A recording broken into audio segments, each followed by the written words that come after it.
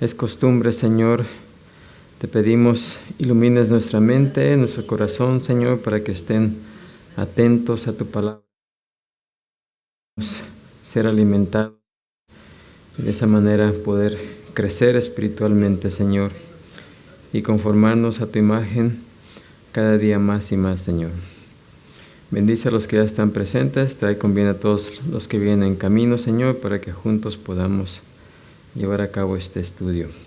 Te pedimos esto y te damos las gracias en nombre de Cristo Jesús. Amén, Señor. Amén. Pueden ocupar su lugar y vamos a continuar con este tema de las cualidades del amor. Primeramente viendo los versículos 4 y 5.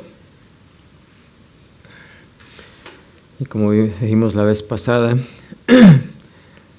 o antepasada más bien, el pasaje del 1 al 3 se enfoca en el vacío que causa la ausencia del amor, y en estos versículos del 4 a 5 encontramos la descripción bíblica más completa de la plenitud del amor.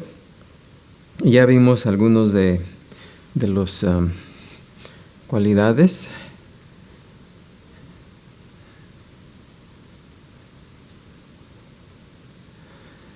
Como ya dijimos que la palabra amor que se describe, la que se usa más aquí en este pasaje y a través del Nuevo Testamento es la palabra ágape del griego, que significa ¿qué? Amor sufrido, amor sacrificado, que es el que demostró el Señor Jesucristo cuando vino a morir por nuestros pecados. Amén.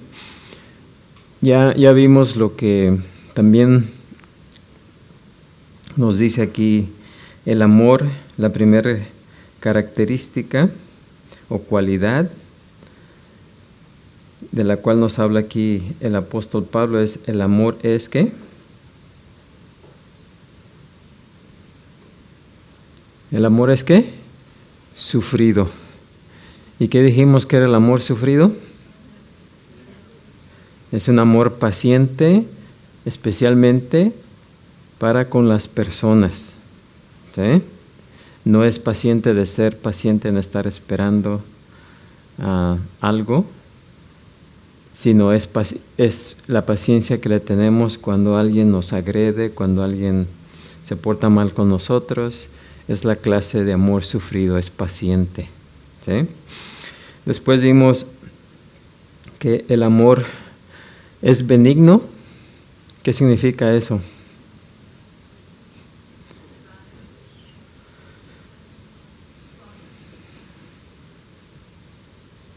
¿Es qué? Bondad, significa bondad. Benigno significa bondadoso. Ser benigno, bondadoso, también significa ser útil, servicial, ¿sí? O sea que, así como Jesús dijo que su yugo era fácil, quiere decir que su yugo era ¿qué? Bondadoso, su yugo era útil, servicial, afable, ¿verdad? Y como dijimos, la benignidad o la bondad comienza ¿dónde? En el hogar.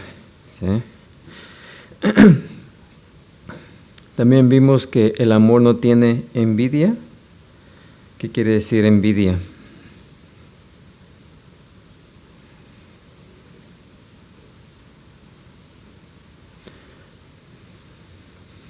El amor no tiene ¿qué? Envidia. ¿Qué significa que el amor no tiene envidia?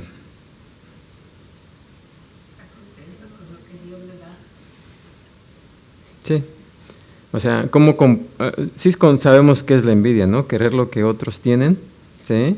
O desear lo que otros tienen. También vimos que hay dos clases de envidia, ¿se acuerdan? El querer lo que otros quieren, ¿verdad? Lo que nosotros... el querer lo que otros tienen, ¿verdad? Eso es, hasta ahí ya es malo, tener la envidia. Pero el desear que otros no tengan eso es todavía peor, ¿sí? Por causa de envidia. Y dijimos que el antídoto para la envidia es ¿qué? Cuando envidiamos a algo es porque no estamos contentos con ¿qué? Con lo que tenemos. Así que tenemos que trabajar en tener ese ¿qué? Contentamiento, para no envidiar lo que tienen los demás y al contrario, alegrarnos por lo que tienen los demás, ¿sí? Estar felices, gustosos, ¿verdad? Y pues todos somos, de alguna u otra manera, esta envidia nos acosa constantemente, ¿sí? Aunque no querramos, lo sentimos, ¿sí? Especialmente en el trabajo o en cualquier parte donde alguien sobresale delante de nosotros, siempre sentimos ese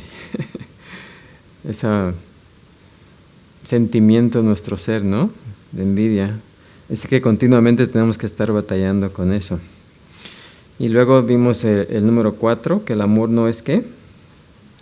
Jactancioso. ¿Y qué quiere decir jactarse?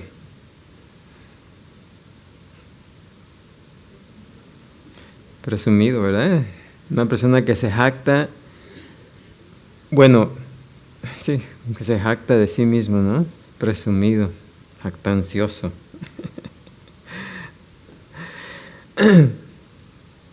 Y también dijimos que la jactancia es la otra cara de la envidia, ¿sí? La envidia es querer lo que otra persona tiene. La jactancia es ¿qué?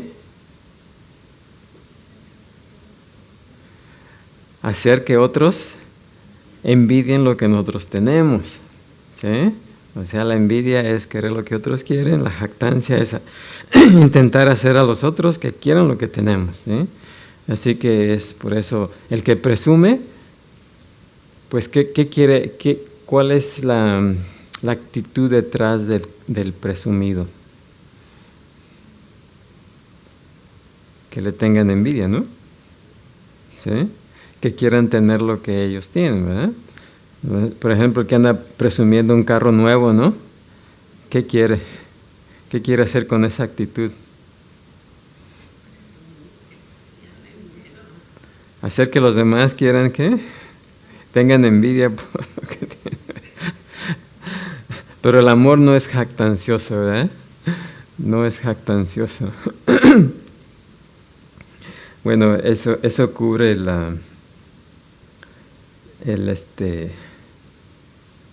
el resumen de lo que vimos la vez pasada.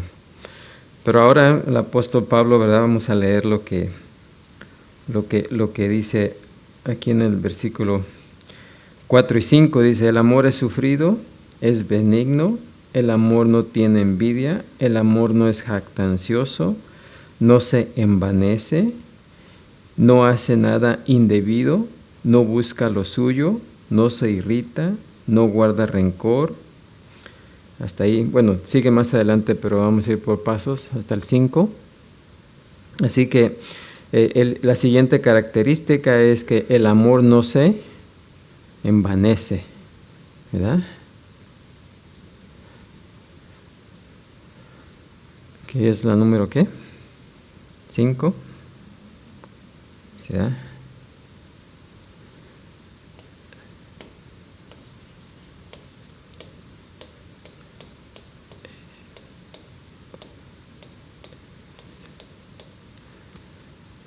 El amor no se envanece.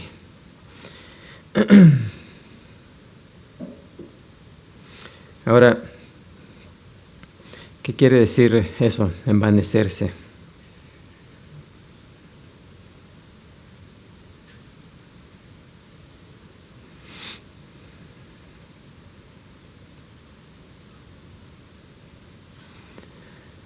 Bueno, vamos a ver qué es lo que significa, ¿verdad? Que el amor no se envanece. Y recuerden que este pasaje del amor está precisamente en la carta a los Corintios, porque los Corintios tenían todo. Lo único que les hacía falta era ¿qué? El amor. Los Corintios carecían del amor Y por eso es que el apóstol Pablo aquí les está diciendo qué es lo que significa el amor, porque ellos no tenían ni idea. Por cómo estaban actuando, se veía que no tenían idea de lo que es el amor, ¿sí? Estaban totalmente actuando contrario al amor. Y una de las cosas que estaban haciendo es que ellos ya pensaban que ya habían llegado a la perfección, ¿sí? Y como creían que ya habían llegado a la perfección, pues eso es envanecerse, ¿no? Es enorgullecerse, ¿sí? Pensar que ya... ¿Se acuerdan que una persona que ya lo sabe todo, cómo es su actitud?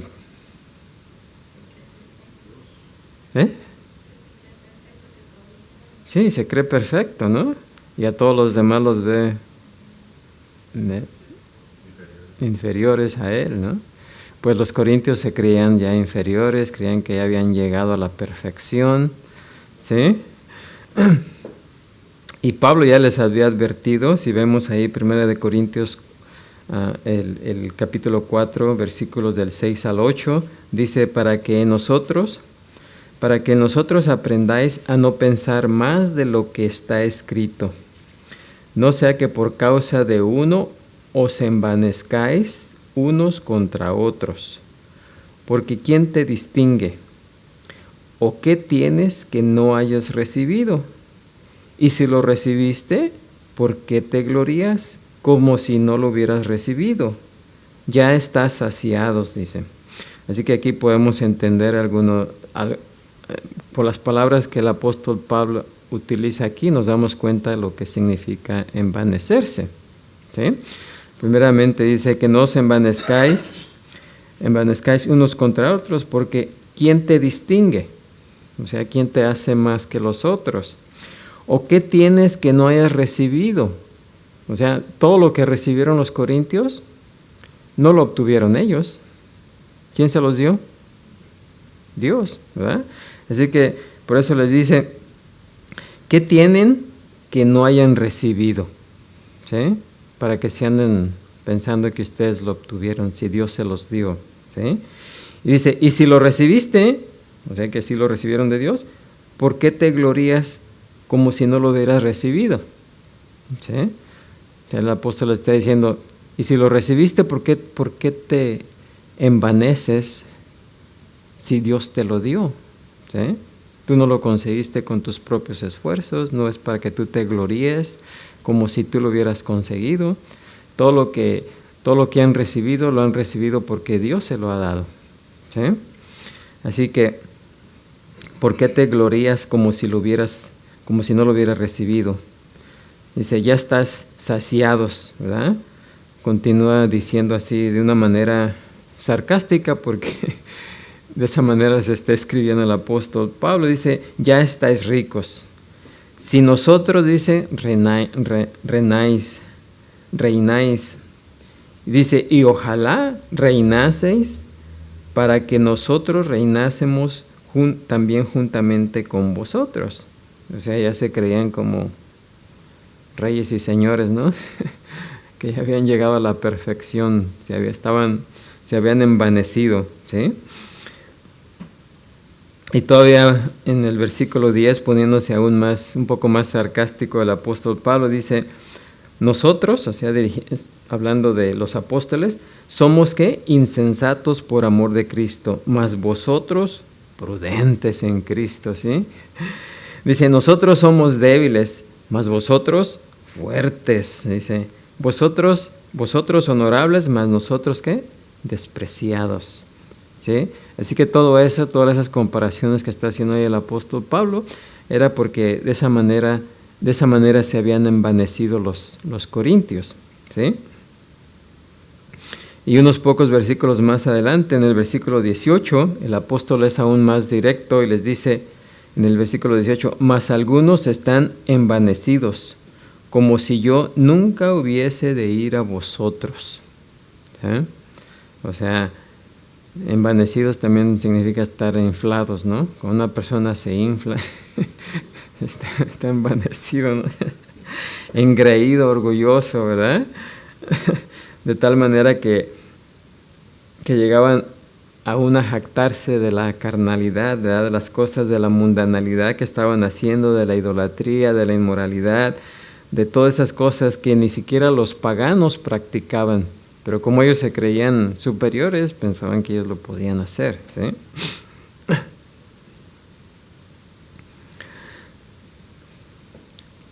Pero de una forma para contrastar lo que quiere envanecerse, lo podemos ver por ejemplo, en Juan el Bautista.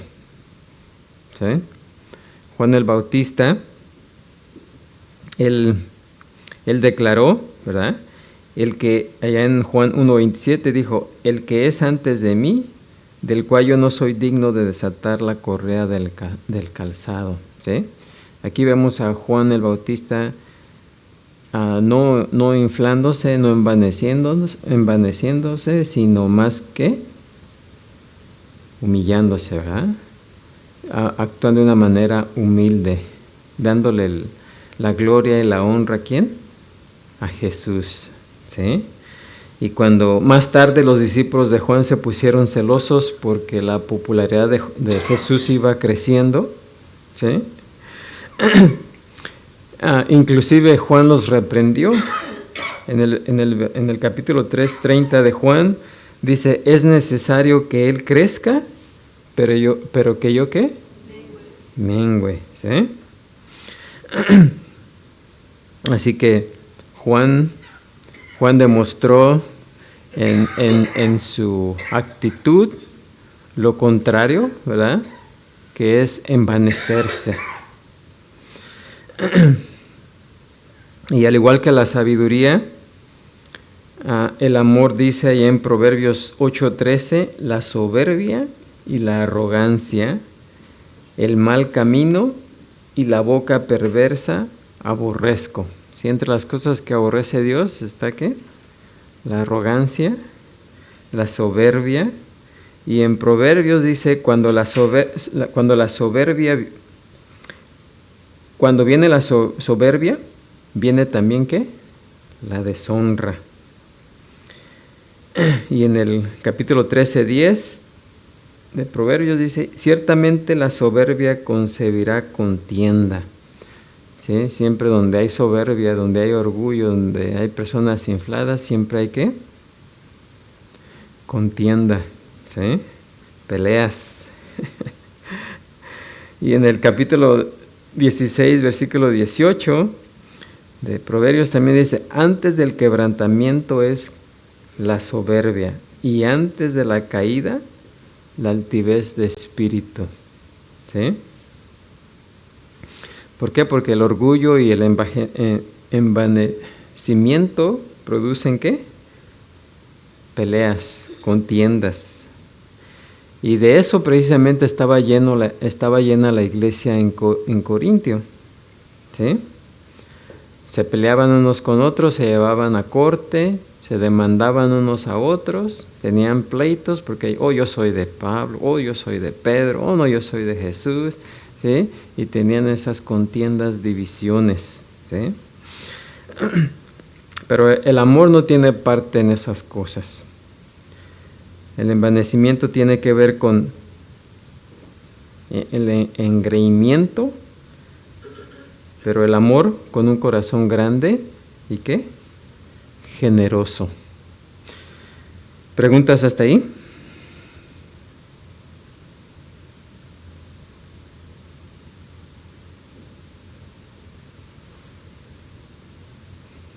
¿No preguntas?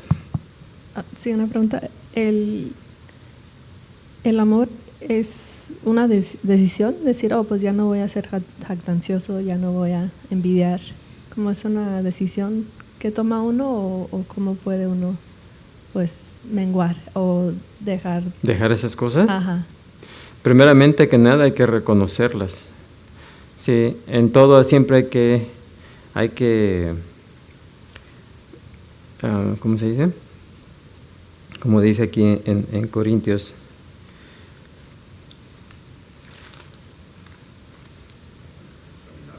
Examinarnos. Dice, primeramente debemos de ¿qué? Examinarnos a nosotros mismos. ¿Sí? Pero, ¿se acuerdan que la ley de Dios es para que nos demos cuenta de nuestros defectos? Es como el espejo, ¿no? Vamos al espejo, ¿para qué? Para examinarnos, ¿no? Para no salir a la calle con despeinados o mal arreglados, ¿no? Y vemos algo que no nos gusta y la corregimos, ¿sí? De esa misma manera, cuando examinamos la palabra de Dios y primeramente nos ayuda a ver nuestros defectos, ¿sí? Así que lo primero es estar consciente de eso, reconocerlos y después trabajar en ello, ¿sí? O sea, sí, hacer el esfuerzo por dejar ciertas cosas, como si somos presumidos, ¿verdad? O éramos presumidos, o seguimos siendo presumidos, pues irle bajando, como dicen por ahí, irle bajando una rayita, otra rayita, otra rayita, ¿no? Poco a poco, pero es porque ya está uno consciente. Es cierto, yo soy presumido, presumida, así que pues voy a hacer lo posible por no hacerlo más, ¿sí? Y en cuanto a que si podemos o no podemos, claro que podemos, ¿sí? Porque Dios no nos pide algo que no podamos hacer, y Él ya nos ha capacitado, ¿sí? Nos dice su palabra que Él ya ha derramado su amor en nuestros corazones. O sea que el amor ya está ahí, solamente tenemos que apropiarnos de Él para dejar las otras cosas que son contrarias al amor. ¿Amén? ¿Alguien más tiene otra pregunta?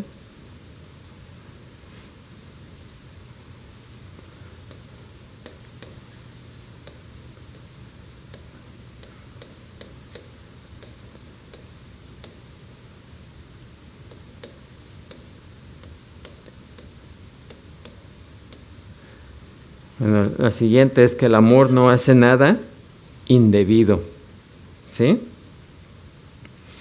Y aquí esta palabra tiene que ver con los malos modales, ¿sí? O con actuar groseramente, ¿sí? No hace nada indebido. Y esta no es una falta tan seria como la jactancia o la envidia o la vanidad, pero también viene de la misma falta de amor, ¿sí? Cuando alguien cuando alguien tiene malos modales, lo que está representando ahí es que no tiene amor por las demás personas, ¿sí? Se está comportando mal con las demás personas, ¿sí? Significa, ¿verdad?, que no se preocupa lo suficiente por los que están a su alrededor, ¿sí? Porque si se preocupara lo suficiente por los que están a su alrededor, pues actuaría más amablemente, ¿sí? Así que no se interesa por los sentimientos de los demás o la sensibilidad de los demás. Solamente está pensando, ¿qué? En sí mismo. Así que la persona que no tiene amor, pues es descuidada, dominante y a menudo, ¿qué? Grosera, ¿sí?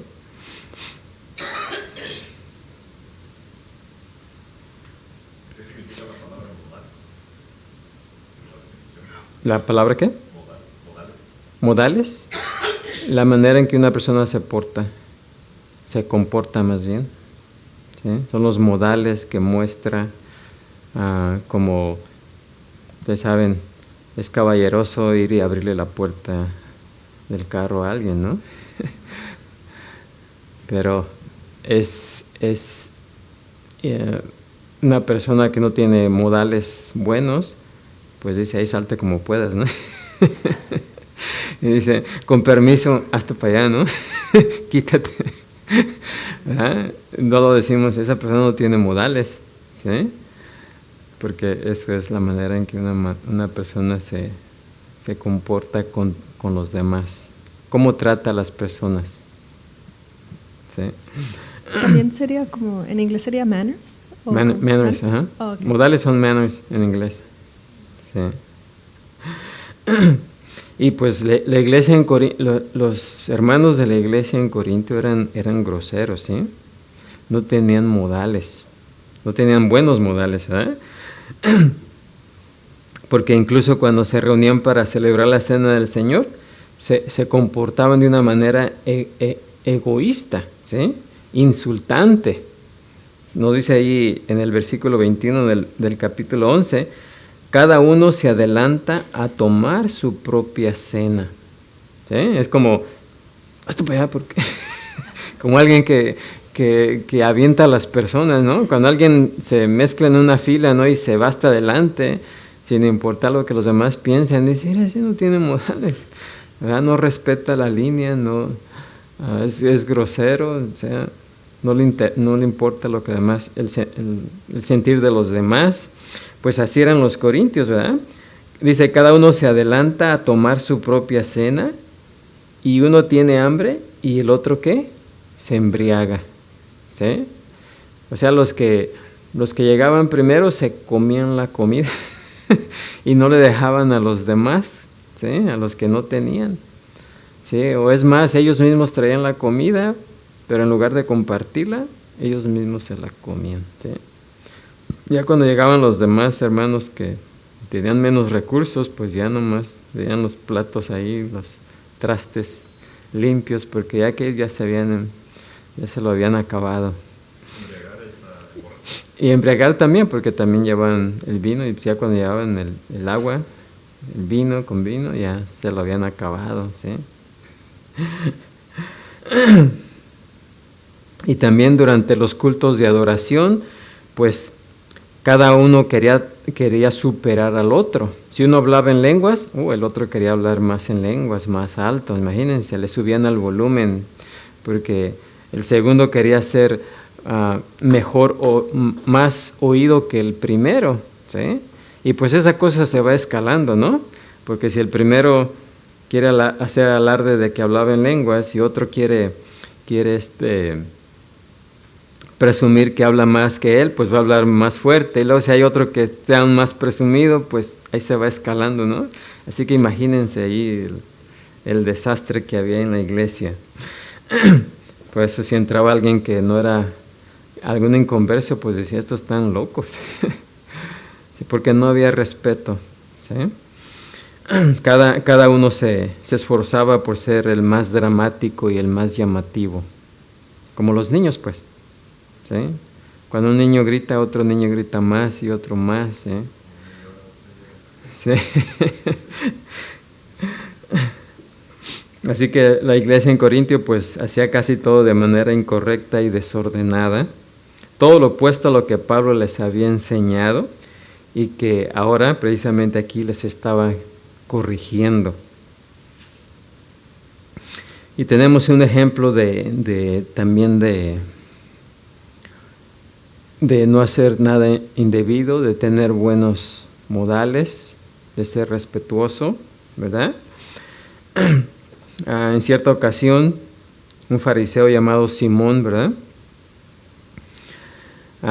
Pues invitó a Jesús a comer a su casa, ¿se acuerdan? Allá en Lucas 7, capítulo 7. Y esta mujer, ¿verdad? Pues cuando vio a Jesús ahí, entró y le empezó a besar los pies, con sus lágrimas a enjuagarlos y a limpiarlos con su cabello, ¿verdad? Pero Simón, el fariseo, estaba pensando estaba pensando porque no habló, ¿sí? Sino que Jesús conocía el pensamiento de Simón. Dice, si fuera profeta, conocería quién y qué clase de mujer es la que le toca, que es pecadora. Miren ahí, fíjense la actitud que tenía Simón. ¿Cómo creen que iba a reaccionar? ¿Qué creen que iba a hacer Simón ahí? Si Jesús no hubiera hecho nada al respecto. Simón tenía sus pensamientos, ¿no? O sea, él se creía muy perfecto y pues con desprecio estaba viendo a esta mujer Así que la mujer entró a su casa y él, sintiéndose acá inflado, perfecto, superior, ¿verdad? ¿Qué creen que hubiera hecho Simón con esa mujer? ¿Cómo lo hubiera sacado? Sí, o sea, no hubiera mostrado ningún respeto por la mujer. Lo hubiera sacado quizás de los pelos o lo hubiera pateado afuera, ¿verdad? Entonces, de esa manera,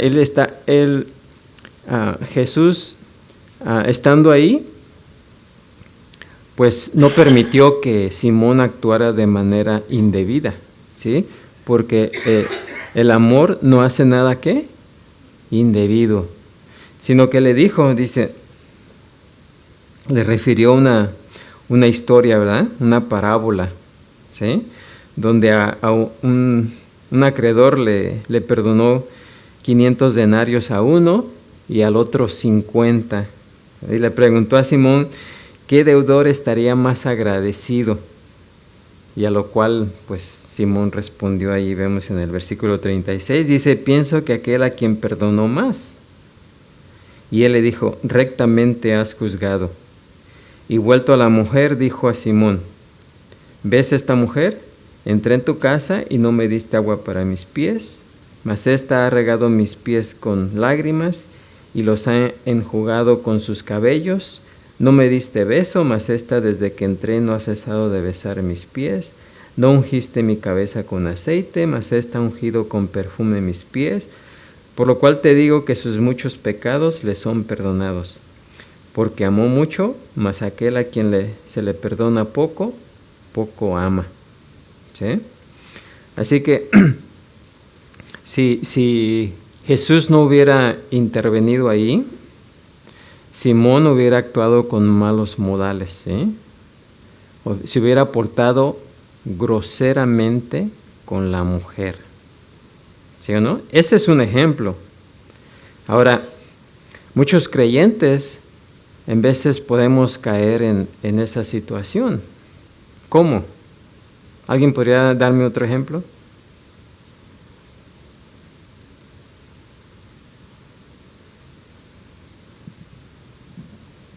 Cuando, por ejemplo, alguien entra a la iglesia pero no está vestido así muy formal, podemos juzgar, o si alguien tiene como tatuajes, por ejemplo, o algo, juzgamos por el físico. Exactamente, sí. Pues ese es un ejemplo, cuando alguien viene a la iglesia, alguien que no sabe, ¿verdad? Viene a la iglesia y se presenta con una ropa pues informal, ¿verdad? Y puede haber algunos que empiezan a verlo mal, ¿no? Y inclusive le hablan mal, simplemente porque llegó vestido mal, ¿sí? También muchas veces nos podemos encontrar alguna persona que está fumando, ¿sí? Y como nosotros no fumamos, y como nos sentimos superiores, lo podemos hasta maltratar, ¿no? Es decir, portarnos groseramente por él porque fuma, ¿sí? Pero cuando hacemos eso, ¿qué estamos haciendo ahí? O le decimos, le pegamos con la Biblia en la cabeza, ¿no? Literalmente. No literalmente, ¿no? Pero con palabras, o sea, te vas a ir al infierno. ¿Verdad? Entonces usted cree, estamos cerrando la puerta, ¿sí? Nos estamos convirtiendo en obstáculo para que esa persona venga al Evangelio. No estamos mostrando nada de la bondad de Cristo. Esa persona no va a ver nada de los buenos modales y bondad de nosotros, simplemente porque nos hemos inflado y creemos que somos más superiores a Él, ¿sí? Cuando nos hemos olvidado de que nosotros también éramos así, ¿sí? Así que hay muchas maneras en que podemos mostrar hacer lo indebido, ¿sí? Eso es una forma, cuando tratamos con las personas inconversas, ya sea porque están tomando, porque maldicen, y pues cuando queremos corregir a una persona y no lo hacemos debidamente, no lo hacemos con amor, ¿sí? Y todo eso pues es cuando hacemos las cosas indebidamente, pero el amor no hace nada ¿qué? Indebido, nada que ofende a los demás, ¿sí? Siempre se trata a los demás con gentileza y pues no mostramos la mansedumbre y la ternura de Cristo, ¿sí? Porque Cristo, aunque fue vituperado, aunque fue golpeado, Él no se portó groseramente con nadie, ¿sí? ¿Por qué? Porque Él es amor. Él es la definición de amor. Así que Él nos dio el ejemplo que debemos de seguir. ¿Okay? ¿Alguna pregunta ahí en esa característica? ¿Cree que lo que está sucediendo ahorita como con los agentes de ICE y eso, en la forma que se están llevando a las personas aún, porque hay muchos criminales que se están llevando, pero en la forma que hay como videos donde hay jardineros y así, y 6 agentes los tumban? Ahorita en los Estados Unidos lo que siempre se ha visto es que pues el cristiano dice, pues nosotros somos conservadores, pro América, pro Estados Unidos, y eso, en mi opinión, yo veo esas cosas cuando el cristiano dice, sí, qué bueno que lo tumbaron y que se lo llevaron, y yo creo que eso cierra la puerta, porque ahorita, ayer mataron a un muchacho, un señor, y uno ve en el internet y dice, todos los cristianos son así, todos los cristianos son, eso es lo que ellos soportan. Y uno dice como, eso cierra la puerta y ¿usted cree que eso es malo o que sí debe de acontecer de esa forma? Porque para mí como que es muy extremo lo que está pasando ahorita. No, pues, bueno, vamos a llegar a otra característica del amor, ¿sí? Precisamente que habla de eso.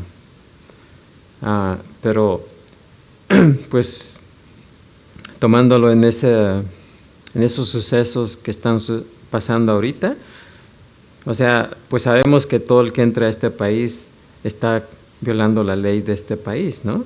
Por lo tanto, pues en cierta manera sí es un criminal, ¿sí?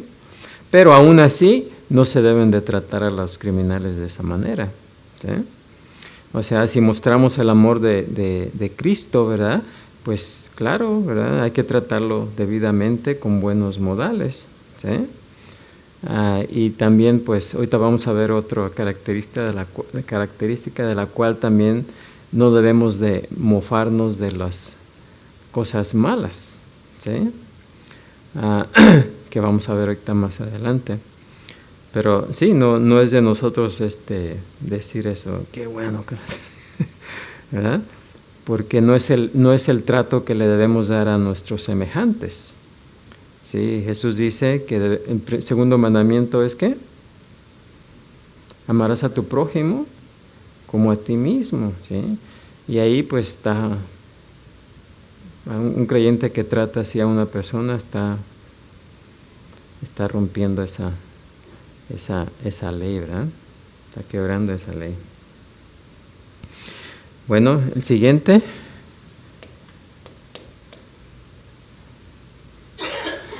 Nos dice ahí en versículo 5, no hace nada indebido, no busca lo suyo.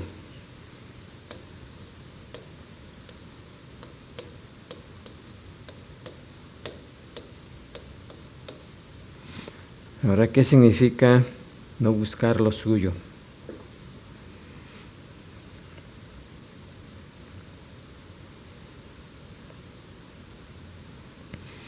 El amor no busca lo suyo. ¿Qué quiere decir ahí Pablo? Sí, no es egoísta, no solamente está pensando en lo que puede obtener, sino está pensando ¿qué? En los demás, ¿verdad? Y eso es precisamente, eso podría ser la clave para todo, porque la raíz del mal de la naturaleza humana es su tendencia a querer hacer siempre ¿qué? Su propia voluntad, ¿sí?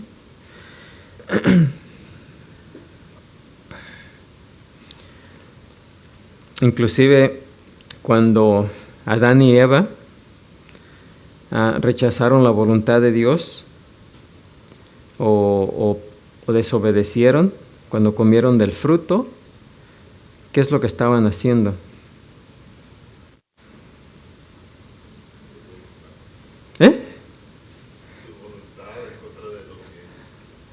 Estaban haciendo su voluntad. Estaban buscando ¿qué? Lo suyo propio. ¿Sí? Lo suyo propio. Querían tomar el lugar de Dios. Y pues eso es lo opuesto a la justicia y lo opuesto al amor. ¿Sí? En cambio, Jesús no estaba preocupado por sus propias cosas, sino por las necesidades ¿de quién? De los demás. ¿Sí? Y aquí otra vez, recuerden que en este capítulo 13, el apóstol Pablo les está pintando un retrato a los corintios. ¿Sí? Imagínense un cuadro que está pintando el apóstol Pablo. ¿Sí? Para mostrárselos a los corintios. Y al que está retratando o pintando ahí, Pablo, ¿es a quién? A Jesucristo. ¿Sí? Porque Jesucristo es la esencia ¿de qué? Del amor. Y los corintios pues estaban carentes de esto, ¿verdad? Eran egoístas en extremo, no compartían los alimentos en las fiestas de agape, o sea, en las fiestas de amor, protegían sus derechos al punto de demandar a sus hermanos en la fe ante los tribunales paganos y querían para sí lo que pensaban eran los mejores dones para ellos. ¿Sí? Así que estaban portando de una manera muy egoísta y en vez de usar sus dones espirituales para el beneficio de otros, los estaban usando ¿para qué? Para su propio ¿qué? Provecho. ¿Sí? O sea, querían llamar la atención para sí mismos. En lugar de, porque los dones espirituales son ¿para qué? Para servir a los demás. Estaban sirviendo ellos mismos. Por lo cual, pues Pablo les dice allí también más adelante en el capítulo 14, versículo 12, le dice, pues que anheláis dones espirituales, procurad abundar en ellos para edificación de la iglesia. ¿Sí? Pero ellos no procuraban los dones para edificación de la iglesia, sino procuraban los dones para su propia ¿qué? Edificación, para su propio provecho. Así no estaban usando para promoverse a sí mismos.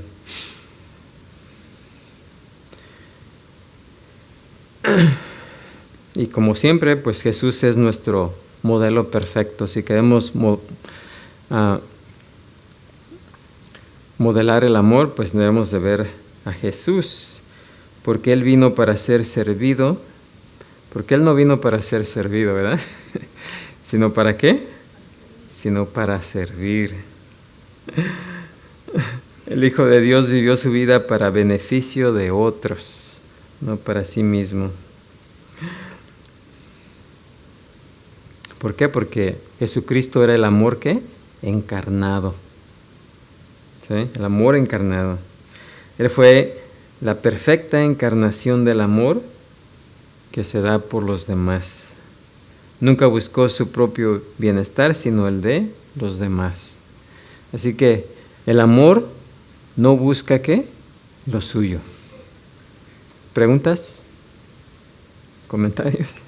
Esto también incluye poner condiciones, como decir, como si no haces esto por mí, no te amaré, o si no haces esto ya, como retira el afecto. ¿Eso sería buscar lo suyo? Sí, ya es un amor muy condicional, ¿no? Que es precisamente contrario a lo que estamos aquí hablando, todas estas características, ¿verdad? Y luego nos dice, no busca lo suyo, no se irrita. El amor no se irrita.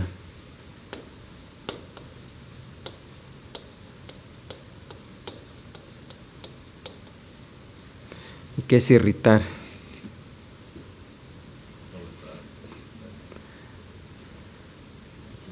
Enojarse, ¿eh? Molestarse. ese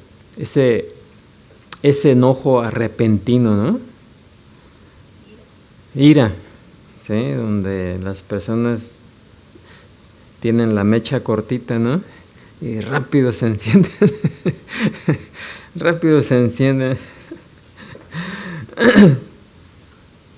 Así que el amor pues nos debe proteger en contra de esos arranques de irritación, enojo o disgusto, provocados por cosas que nos dicen o nos hacen.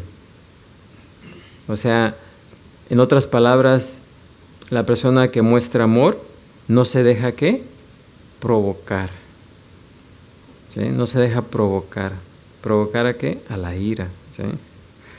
A esa irritación rápida, ¿no? Esa explosión.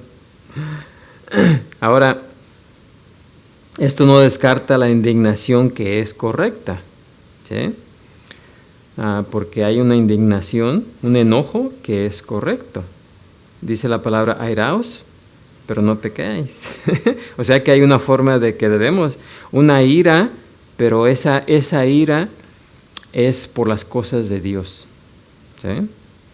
No por lo que nos hagan o nos digan a nosotros, sino por lo que le digan a Dios o hagan en contra de Dios, ¿sí? Esa indignación es correcta.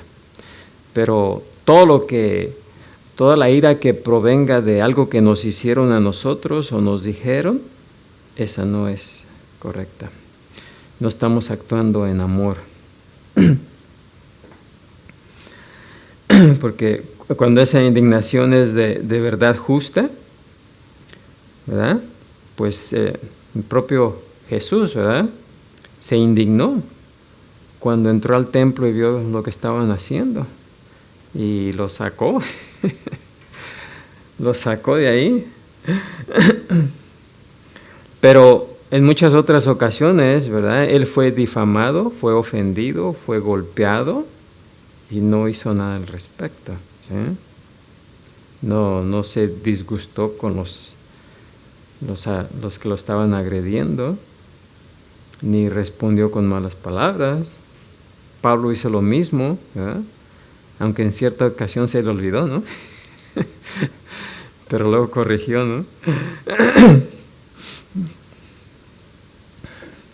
Pero Pablo también sí se enojaba, pero él se enojaba por las cosas que enojaban a Dios. Y ese ahí sí es correcto, ¿sí?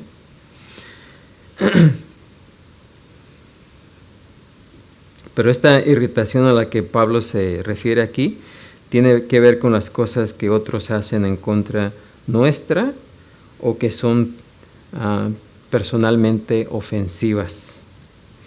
El amor nos irrita contra otros cuando han dicho o han hecho cosas que nos desagradan o cuando evitan que nos salgamos con la nuestra.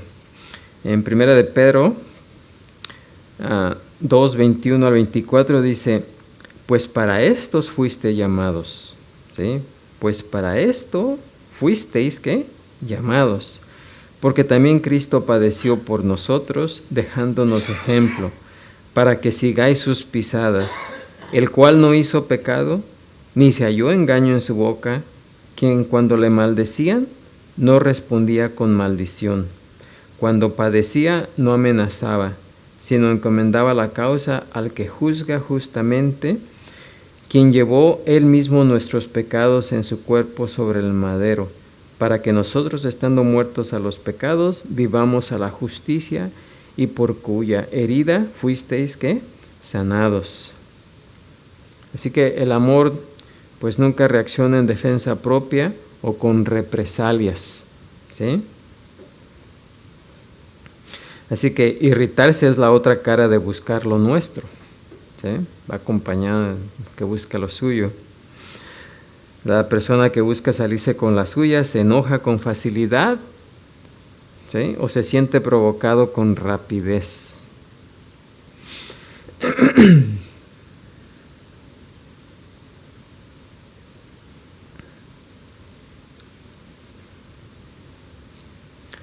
Ahora, sin duda, esto no solamente no demuestra el amor de Dios, sino que esto enferma a muchas personas.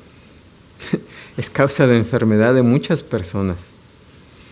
¿Sí? Y estamos hablando de enfermedades físicas. ¿Sí? Hay personas que están enfermas físicamente porque tienen la mecha corta, ¿no? Se enojan, por ahí dicen, las personas que se enojan fácilmente, muchas dicen, no, ya me hizo que se me subiera el azúcar, ¿no? Tiene hasta diabetes, ¿no? Por enojarse tan rápido. Aún hay síntomas, como dijo, físicas. Físicas, sí. En Proverbios es el que más bien describe el enojo, el rencor, cosas así. Dice que seca los huesos. Uh-huh. Seca los huesos el tener algo en contra de alguien. Y pues como dice ahorita, uno se enoja, se molesta y ganan infartos personas. Ganan infartos o la sangre se sube, el azúcar, la presión. La presión. Porque eso no es parte del... Sí, muchas de las enfermedades físicas y mentales en nuestra sociedad hoy es precisamente esa, la exagerada preocupación por nuestros derechos y la consecuente falta de amor, ¿sí? Porque nomás están pensando en sí mismos, ¿sí? Enojados, molestos todo el tiempo. Y eso pues causa enfermedades.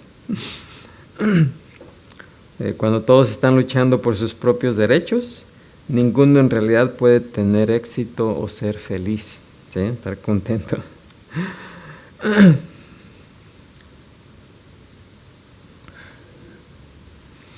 Nos enojamos cuando otra persona obtiene un privilegio o reconocimiento que queremos para nosotros mismos porque es nuestro ¿qué?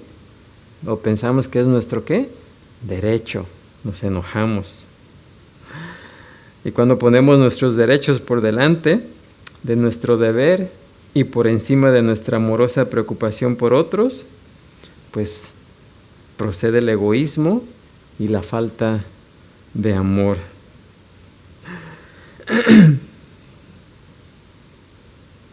En cambio, la persona que es amorosa, pues está más interesada en hacer lo que sabe que debe hacer y en ayudar, ¿sí? En lo que debe de ayudar.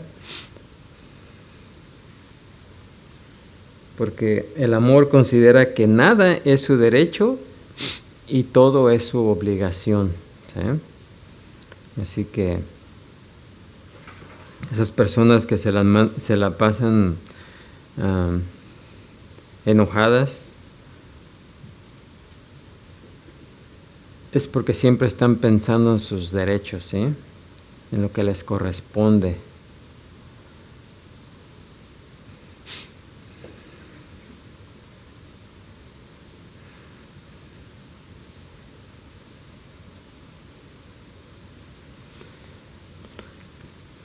Así que, ¿cuál sería el antídoto para alguien que se irrita con facilidad?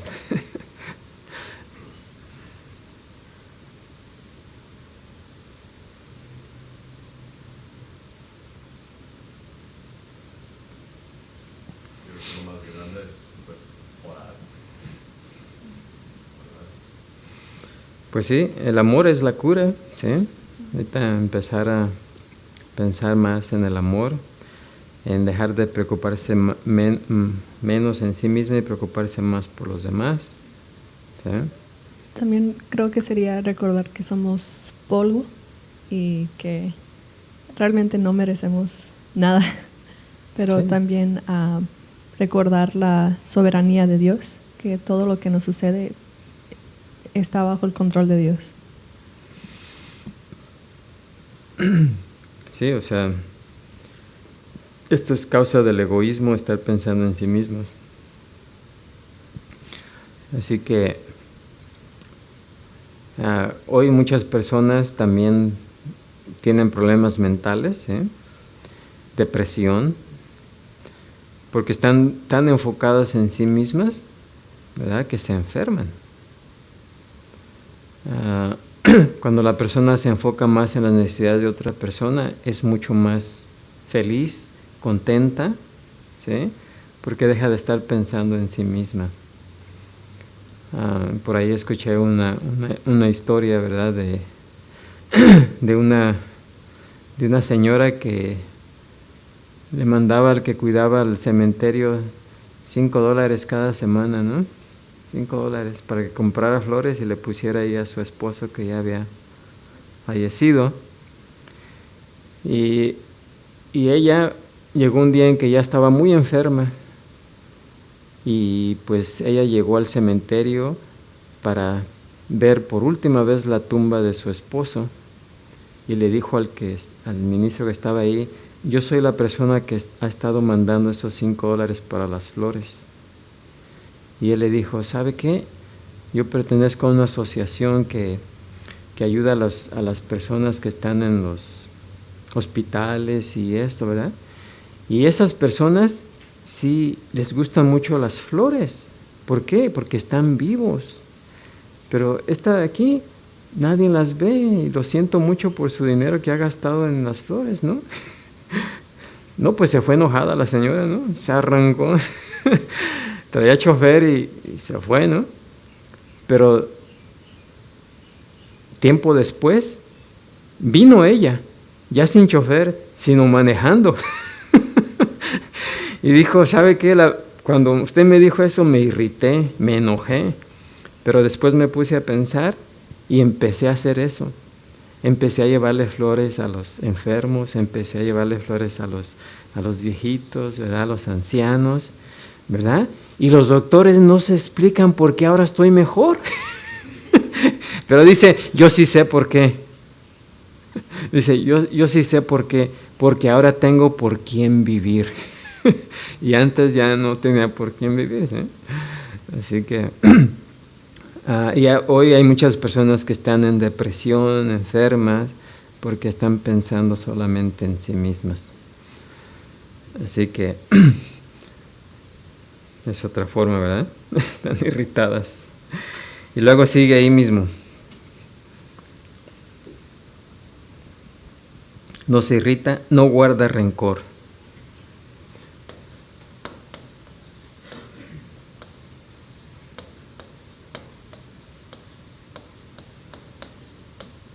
El amor no guarda rencor. ¿Qué quiere decir eso?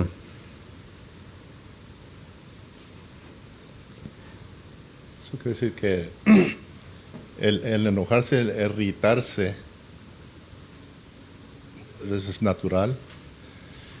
Y pues uno puede corregir la irritación es algo mental, que uno más puede hacer una decisión. Es simplemente decir, no me voy a enojar, como si se mete un carro, no decir: ¿para qué? ¿Por qué te metes enfrente de mí? Sino con la actitud de decir: oh, éntrale. Tienes necesidad de urgencia y todo en el corazón,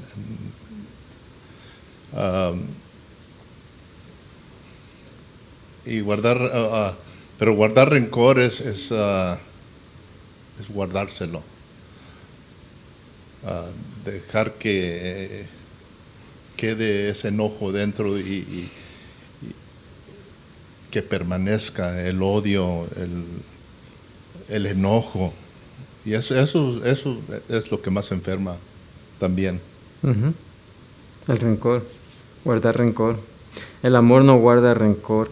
La palabra guardar, esto, viene en griego se refiere a cuando alguien toma nota en contabilidad, ¿sí?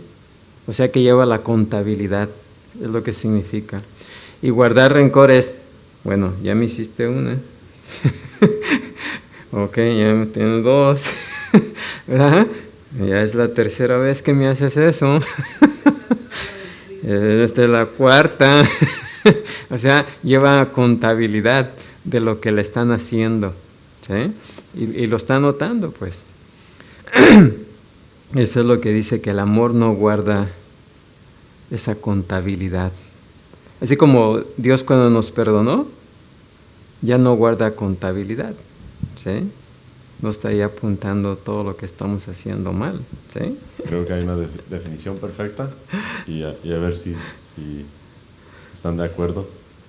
Colosenses capítulo 2 dice, versículo 13, y a vosotros estando muertos en pecados y en la incircuncisión, para los que decimos, pues ¿por qué no puedo dar rencor? Pero ellos constantemente hacen algo. Aquí dice, y a vosotros estando muertos en pecados y en la incircuncisión de vuestra carne, os dio vida juntamente con él, perdonándoos todos los pecados, anulando el acta de los decretos que había contra nosotros, que nos era contraria, quitándola de en medio y clavándola en la cruz.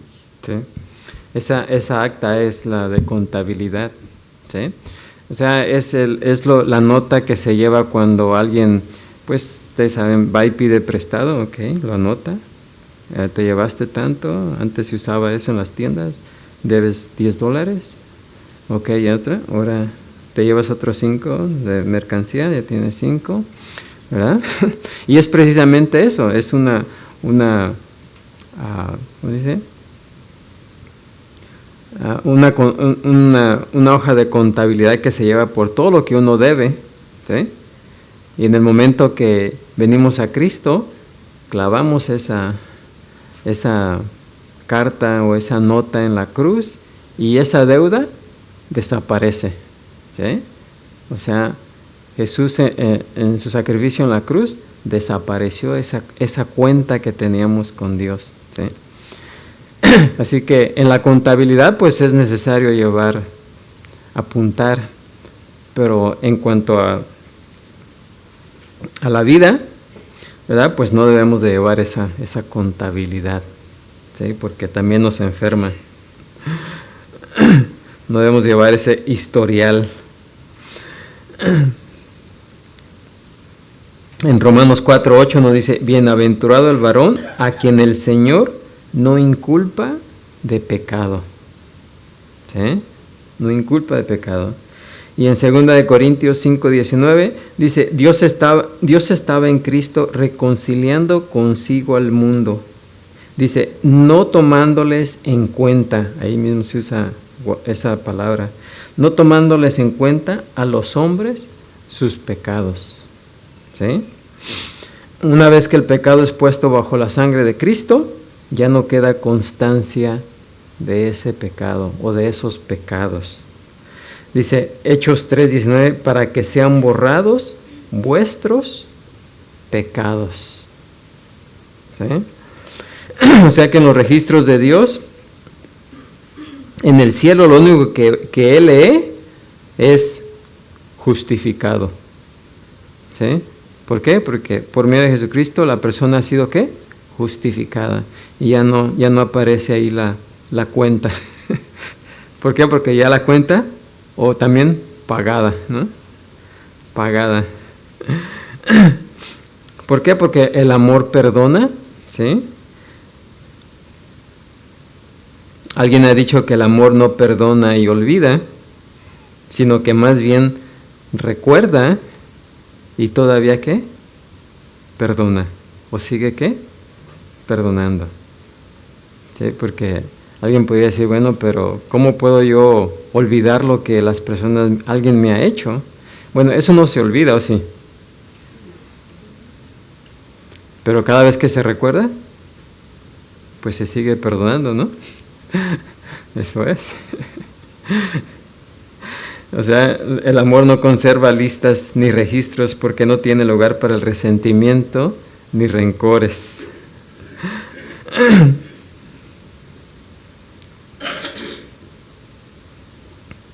Dijo Crisóstomo, decía que el mal que se hace contra el amor es como una chispa que cae en el mar y queda ¿qué? Apagada. ¿Sí? En cuanto la chispa cae al agua, se apagó. Dice, Crisóstomo decía que el mal que se hace contra el amor es como una chispa que cae en el mar y queda apagada. ¿Sí? ¿Por qué? Porque el amor apaga el mal más bien que conservar constancia o registro de él. y no cultiva, o sea, no sigue cultivando los recuerdos de ese mal, ¿sí? La persona que sigue cultivando, sigue irritándose, buscando venganza, ¿ah? Viviendo en rencor, todo eso. Ahora, si Dios ya borró los registros que teníamos con Él, ¿quiénes somos nosotros para no borrar los registros que tenemos de alguien más? ¿Sí? Efesios 4:32 dice, antes sed benignos unos con otros, misericordiosos, perdonándonos unos a otros, como Dios también os perdonó a vosotros en Cristo. ¿Sí? ¿Ok? ¿Alguna pregunta, algún comentario ahí? Aún Cristo lo menciona, ¿verdad? En una parábola, donde dice que perdona a uno, pero el que fue perdonado no perdona al que está endeudado. Oh, sí. A uno que le perdonó una deuda impagable, ¿no? Y luego va y sale de ahí contento, ¿no? Porque le había perdonado tanto. Y luego se encuentra uno que le debía unos cuantos de algo que sí podía pagar y lo metió a la cárcel.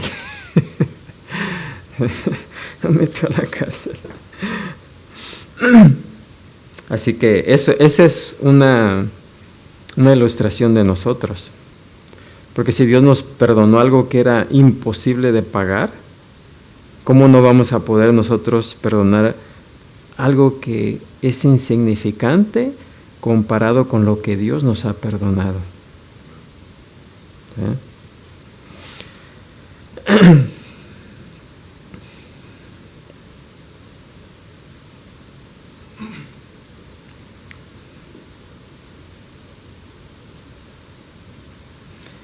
Ok, entonces, ¿algún otro comentario? Bueno, pues eso cubre los versículos 4 y 5. Luego en el versículo 6, aquí está el de, no se goza de la injusticia.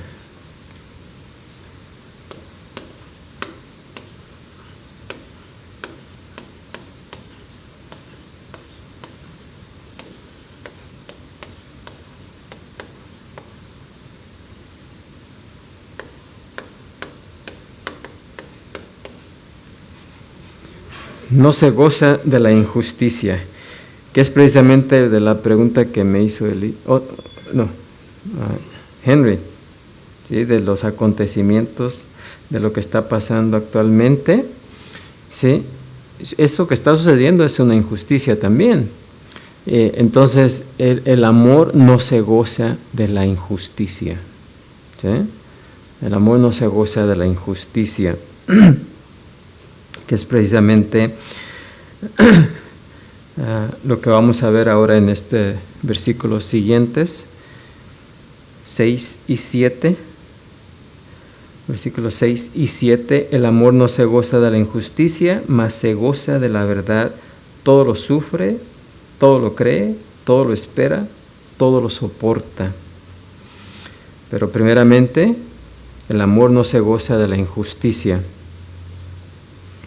O sea, ¿qué quiere decir eso? Que el amor nunca encuentra satisfacción en el pecado, ¿sí? Ya sea el nuestro propio o el de otros, ¿sí?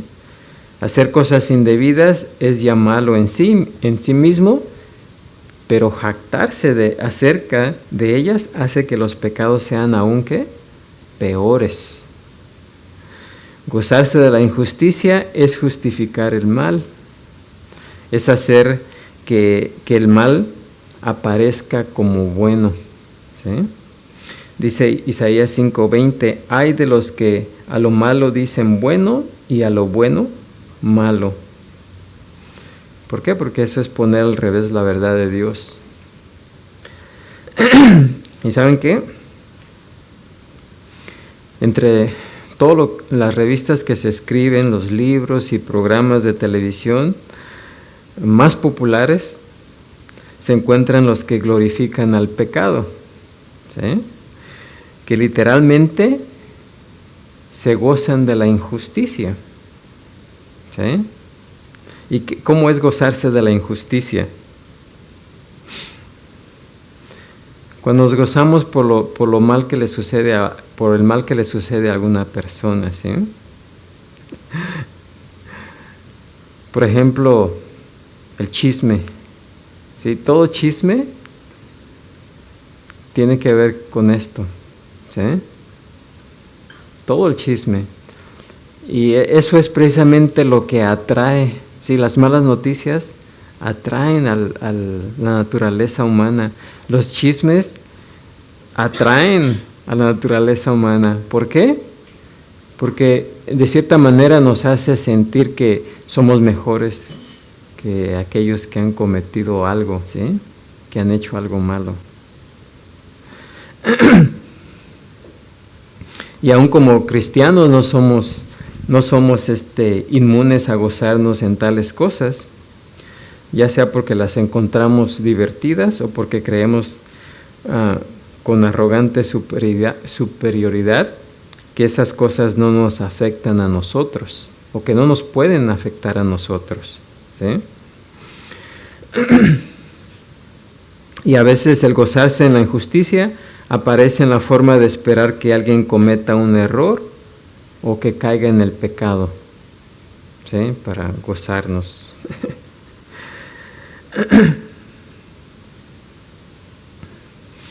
Y pues gozarse en el pecado o gozarse de la injusticia es malo primero de todo porque es una afrenta contra Dios, ¿sí? Imagínense deleitarse de alguien de una tragedia que le sucede a un amigo o a un ser amado, ¿sí? O sea, está tremendo, ¿verdad? Y en veces no nos ponemos a pensar, pero eso es realmente lo que estamos haciendo, deleitándonos en el mal que le ha sucedido a alguien o en el mal que alguien ha hecho, ¿sí? Si amamos a Dios, lo que lo ofende a Él, nos debería de ofender a nosotros, y lo que lo entristece a Él debería de entristecernos a nosotros. Como dice el Salmo 69:9, los denuestos de los que te vituperaban cayeron sobre mí, dijo David. ¿Qué quiere decir eso? Que cuando Dios era deshonrado, David se sentía, ¿qué? Dolido. ¿Por qué? Porque aquel a quien él amaba, por encima de todo, estaba siendo, ¿qué? Difamado. Así que cuando nos gozamos del pecado, ya sea directa o indirectamente, al ver a otros pecar, demostramos nuestra falta de amor por Dios. Y una forma de esa es la chimorrear. Es de la forma más común de la que las personas se gozan en el pecado. Porque los chismes perjudicarían poco, fíjense, los chismes perjudicarían poco si no hubiera tantos oyentes tan dispuestos a escucharlos, ¿sí? Y en veces tomamos ese pecado con mucha ligereza. Y es perverso no solo porque revela de forma tan indiferente las debilidades y pecados de nosotros, sino también daña más de lo que ayuda. Y también porque la esencia del chisme es regocijarse en el mal, gozarse de la injusticia. Y aun cuando los chismes son ciertos, fíjense, todavía lo que hace que el chisme sea chisme es la manera tan desfavorable en la que se hace correr el chisme, ¿verdad? Y a menudo es el simple hecho de que lo hacemos correr, o sea, lo pasamos a los demás. ¿sí?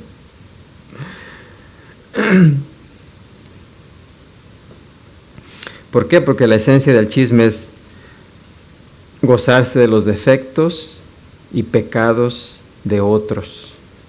Y eso es lo que hace que sea un pecado tan serio. Además, nunca ayudamos a una persona esparciendo la noticia de su pecado. Hay momentos, ¿verdad? Cuando, aquí, a ver si alcanzamos, dice, hay momentos cuando el silencio es pecado. ¿Sí? ¿Cuándo el silencio es pecado?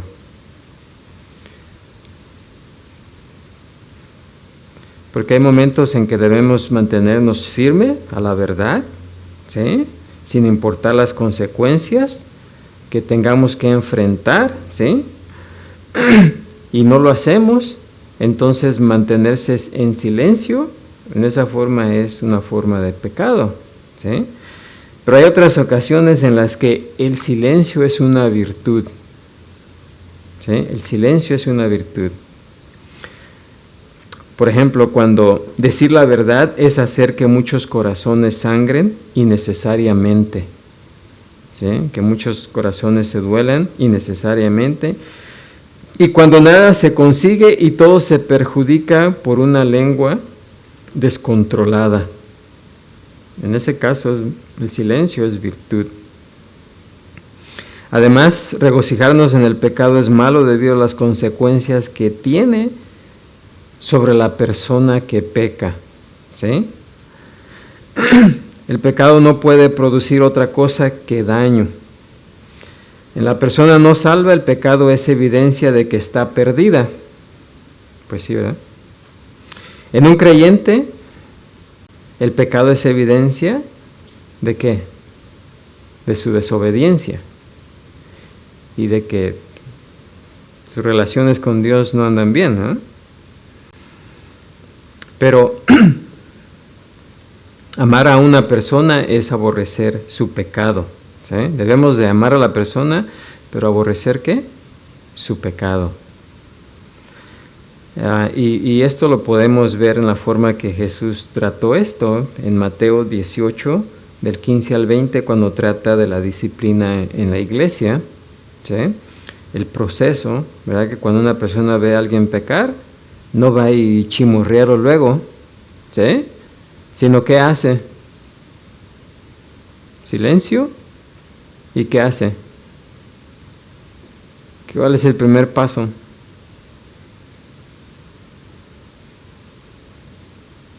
¿Ya se nos olvidó? Hablar con la persona. Sí, ir a hablar con la persona. Si el hermano o la hermana se arrepiente, no hay necesidad de que nadie más sepa de eso. ¿Sí? Si la persona si el hermano o la hermana no se arrepiente, ¿cuál es el segundo paso? Buscar a alguien un testigo, ¿verdad? Y ir a volver a hablar con la persona. Porque la meta, ¿cuál es? Restablecer al hermano o a la hermana. ¿Sí? Pero en el momento que se corre el chisme, se crea un daño terrible. ¿Sí?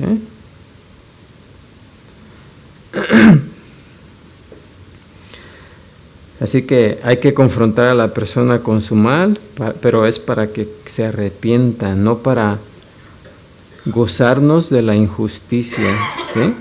Porque al correr el chisme, literalmente lo que estamos haciendo es nos estamos gozando de que el hermano o la hermana pecó, sí, y la hermana, el hermano hicieron eso y nos sentimos gozosos por eso, ¿sí? Porque no fuimos nosotros, fue él o ella. ¿Sí? Así que el amor no se goza de la injusticia, el amor no se goza del mal, ¿sí?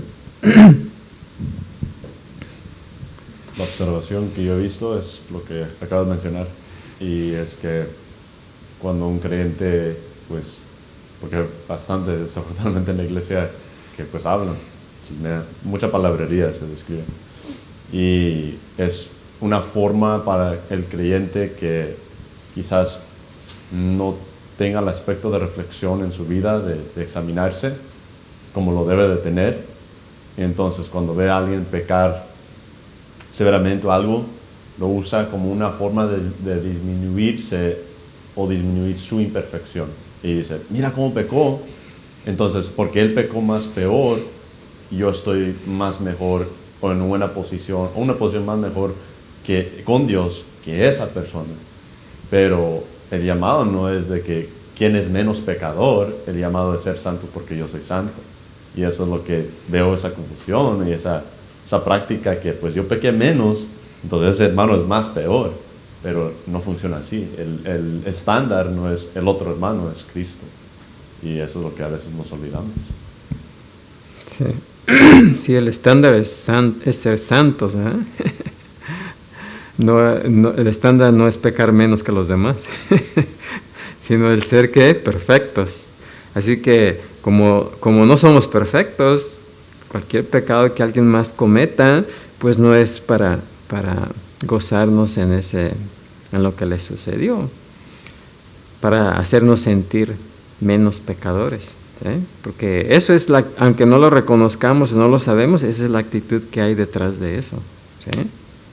Y el de chimorrear es precisamente el de darle a conocer a más. Hey, como el fariseo, gracias a Dios que no soy como ese, ¿no? Ese pecador, ¿verdad? Que le estaba refiriendo al que colectaba los taxes, ¿no? Al publicano. Pero también la palabra de Dios nos dice, como en 1 Corintios 5:11, dice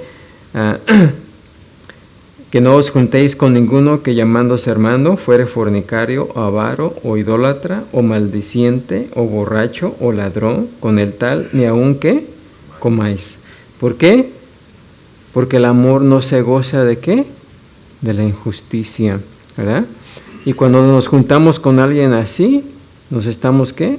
De alguna manera gozando de la injusticia que alguien más está haciendo, cometiendo, ¿sí? Pero debemos reconocer las dos cosas, ¿verdad? Una es no juntarnos con los que están pecando, ¿verdad? Para no regocijarnos en la injusticia, pero la otra es no gozarnos en la forma de chimorrear de lo que la persona está haciendo para sentirnos más santos, ¿no? Y hacer quedar mal, hacer ver a la otra persona peor que nosotros, ¿sí? Porque eso es lo que ocurre en el chisme. Y Pablo en 2 de Tesalonicenses 3:6 dice, pero os ordenamos, hermanos, en el nombre de nuestro Señor Jesucristo, que os apartéis de todo hermano que ande desordenadamente y no según las enseñanzas que recibiste de nosotros.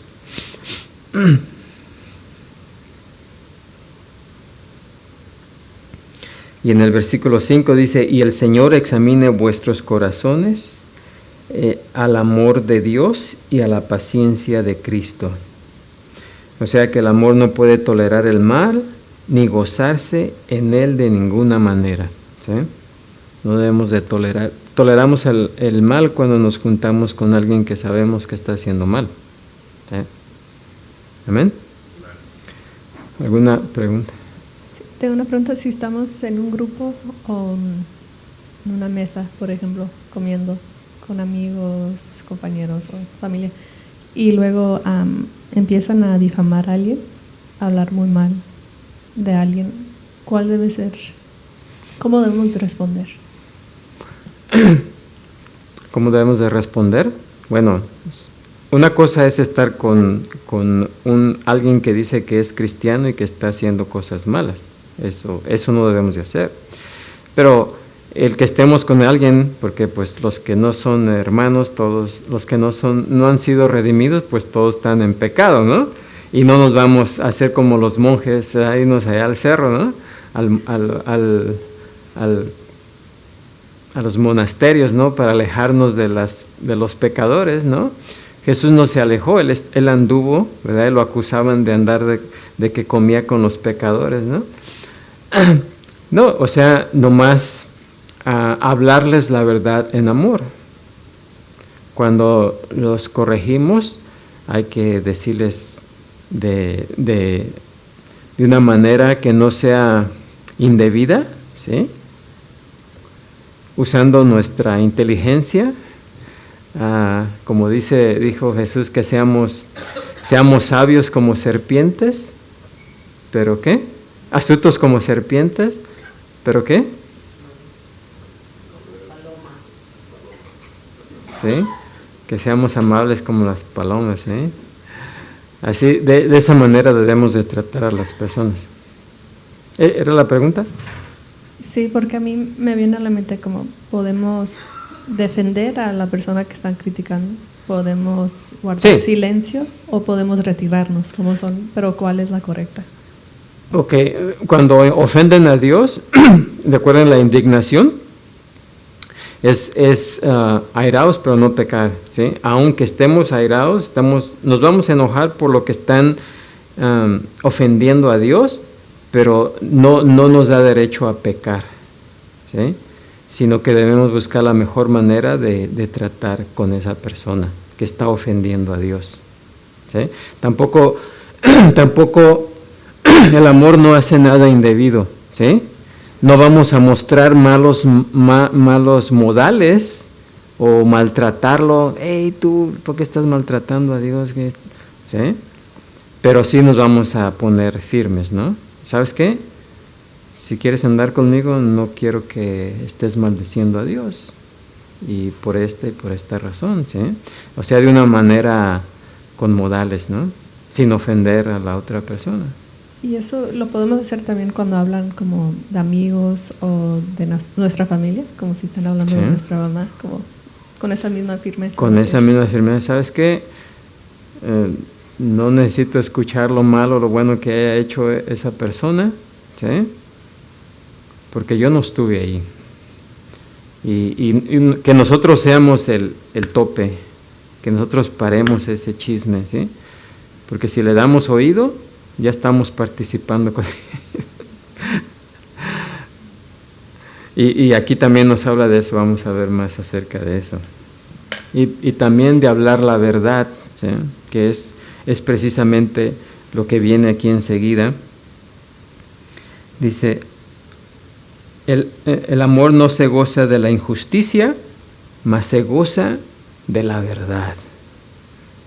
Y la verdad a la que Pablo se refiere ahí es a la verdad de la palabra de Dios, ¿sí? Que también vamos a ver la próxima vez, es cuando debemos de corregir a los hermanos que están en error, ¿sí? Porque si los dejamos que prosigan en el error, no estamos actuando ¿en qué? En amor, ¿sí? Pero eso es lo que vamos a ver la próxima semana, primero Dios. Bueno, vamos a detenernos ahí, vamos a ponernos de pie, ser despedidos de la escuela dominical, dando gracias a Dios. Padre Santo, Señor Todopoderoso, gracias te damos, Señor, por tu palabra, la cual nos enseña, nos dice, Señor, qué es lo que no te agrada, y también nos define, Señor, lo que es el verdadero amor. Así como los corintios, también nosotros estamos muy faltos de amor, Señor.